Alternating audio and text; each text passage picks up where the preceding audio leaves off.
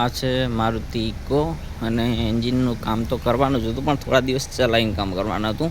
એવામાં આજ સવારમાં જ એને એક અવાજ આવી ગયો, અને જે અવાજ હતો કે કેમસા બ્લોક થતી હતી, કેમસા પકડાતી હતી. એન્જિન તો ખોલી નાખ્યું છે, પણ હું તમને બતાવું કે કેમસા કેવી રીતે પકડા નહીં. જે આ એનો હેડ છે જો એનો આખો ગાળો જે 3જા નંબરનો, 4થા નંબરનો અને 5મા નંબરનો આ ગાળા પકડાઈ ગયા છે. અને જે આ એક ગાળો હાવ ખરાબ થઈ ગયો છે, કેમસાપ લાગે.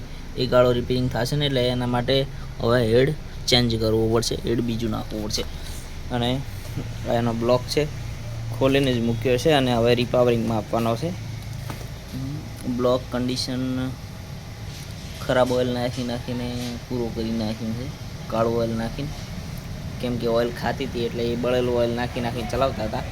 પણ આજે કેમસાપ લોક થઈ ગઈ, અને લોક થવાનું કારણ ઉપર ઓઇલ ના મળ્યું, જેના કારણે કે ઓઇલ પંપ ચેક કર્યો તો ઓઇલ પંપ ઓઇલનું પ્રેશર નહોતું કરતું, એટલે ઓઇલ પૂરતું મળ્યું નહીં.